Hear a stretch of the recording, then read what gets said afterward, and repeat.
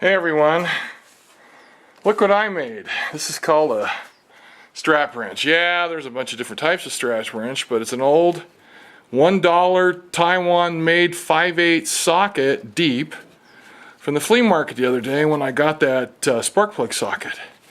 So I took an angle grinder, cut a slot in there that would fit 2 layers of the strapping in, and this is just like strap off of a ratchet strap somewhere. It's about total of 2 feet long, because what you have to do is you have to roll it up like this, nice and even, and then slide it over the top like that. Can you guys see that? I hope. I think I'm killing the light. Anyway, I don't know, can I get out of the light? Shoot this like half-wit? Okay, so anyway, there's the ratchet. So then, or there's the socket. You put in your extension and a ratchet, and you start cranking on it, and it broke the filter loose with no effort. And I'm telling you, my old faithful, not enough leverage in there. I couldn't get my hands on it. It just was awful, because this thing's pointed basically straight up and down. Here's the old filter. Put a bit of a dent in it, but it took it right off. Literally no big deal. So that's the new filter. Crankcase has 6 brand new quarts of oil in it. The distributor's out. You can see the hole back here, I think. And what I'm about to do is prime the little guy. I don't know, can you guys see that? I think you can. Yeah, there it is. Okay, so what I'm going to do, that tool works like a charm. Works like a charm. Let's see. So next step. Here's the reground pump drive. This is a hex shaft that for driving the pumps on 383 440 big block Chrysler products. And I ground this on both sides. The distributor measured 160 thousandths thick, or 4 millimeters, and so I made this just under that. It's like 153, so it'll slide in there okay. So there's a flat. The top of the oil pump is flat. Is it like a flat bladed screwdriver head? So what we're going to do,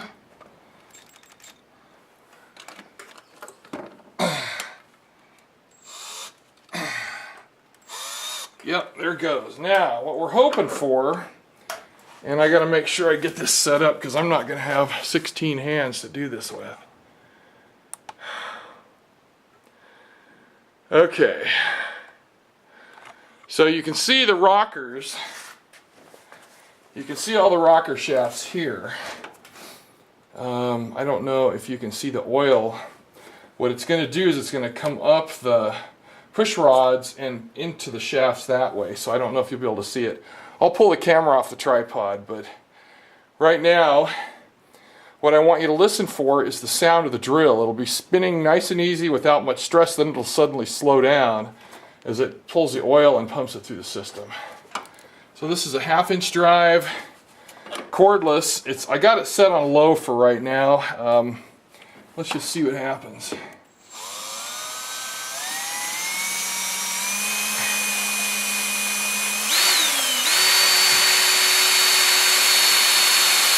Whoa. Oh.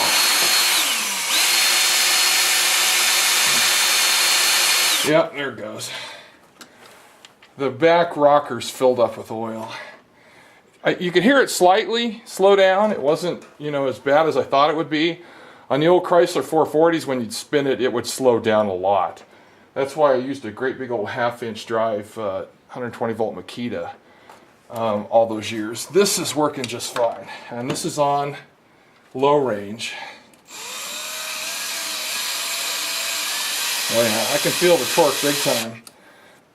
That rocker shaft is completely full of oil. Up here's one that's filling up.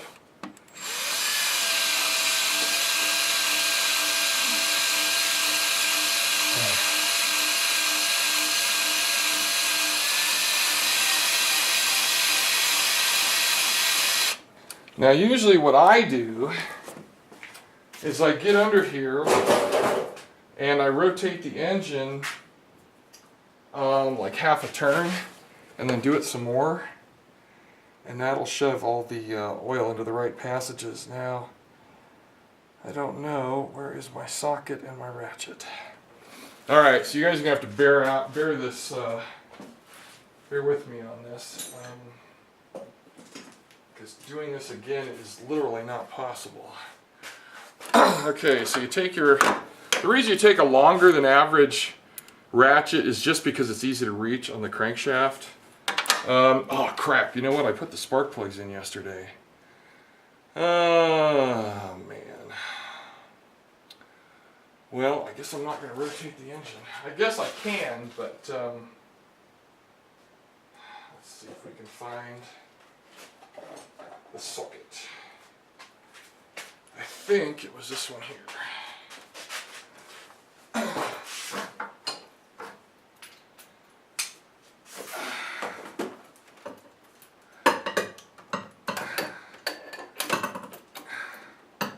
Yep.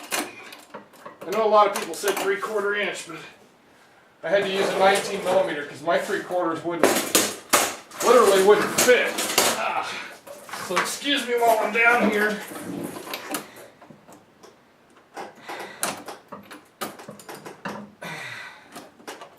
Okay.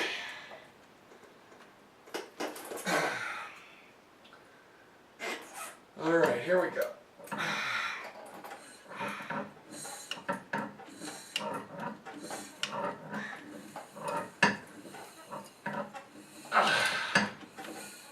Okay, that's probably more like a 1/4 of a turn. It's not that important.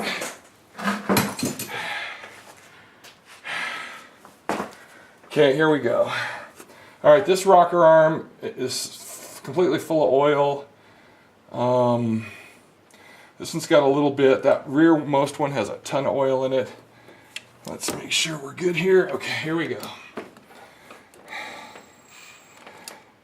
Yeah, you guys are missing too much of this, so I'll excuse the shakiness, because here you go. We're gonna take you and show you how this is gonna go. You can see the shaft down there. Yeah, I'll shadow the see there? That's the shaft. So how about if we put it up here and watch the rockers? Oh boy, there it goes. A lot of resistance.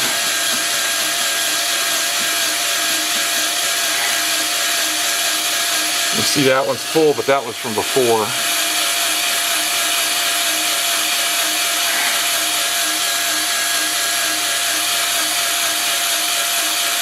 Well, I must have rotated it. Oh yeah, that one's getting a little more oil in it. I must have rotated it. The cam only hits like every, I forget what it is. It's not constant.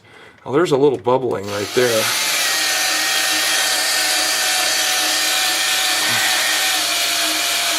All right, let's make sure we're zoomed all the way out.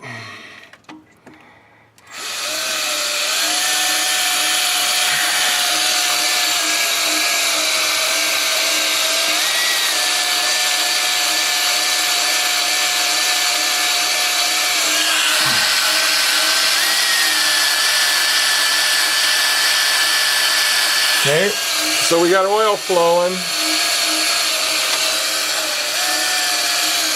Oh, where are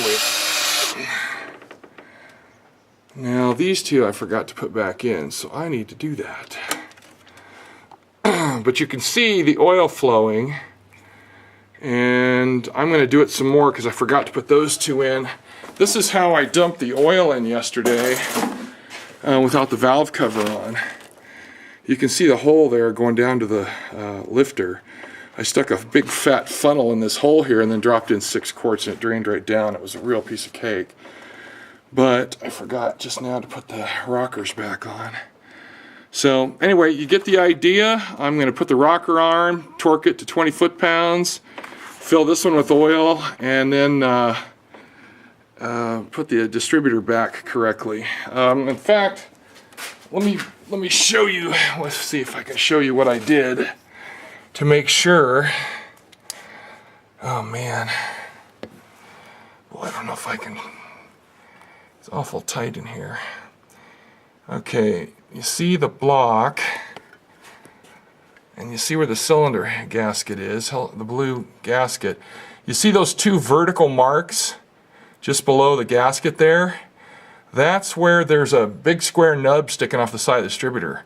It sits right between those marks. So that isn't necessary, because I thought it was at the time, because I'd never pulled a Jeep distributor. But let me show you why. When you put a Jeep distributor back in, you see that it's got it's like a fork. So you can't rotate the distributor. You can't like set the timing like an old vehicle. So the screw goes through there and it's locked in place. I didn't know that at the time, so I marked the block. So there's that, and I marked the top of the distributor right here with a Sharpie. It's hard to see under the bag, but there's a black mark there, and that's where the rotor from the cap points. See that big old wide electrode right there? It lines up exactly with that, so I know exactly how this goes back together. Anyway, oh God, my back hurts. Okay, so this 1/2-inch cordless did really well. I think a 3/8 cordless would do just fine. The torque wasn't that bad. In fact, I could hold it with one hand, but it pre-oiled the heck out of the motor, which is everything. You don't want to do this, pull spark plugs and spin it. If you've had the bearings, rod bearings or mains or both out of an engine, don't do it that way. Prime it. It's not that big of a deal. It's actually pretty easy on this engine. So to help me get the oil filter out, I took the distributor out. It gave me a little bit more room, but it didn't help. So anyway, we're done for now. I'm going to put these on. Forgot. And you can see the oil's built up, and that pushes out a lot of air by the time it gets to the rockers. So the mains and rods should be nice and full, so when this engine starts here, who knows, maybe as early as today or tomorrow, then it will have instant oil pressure. Alright, that's it for now. See you, bye.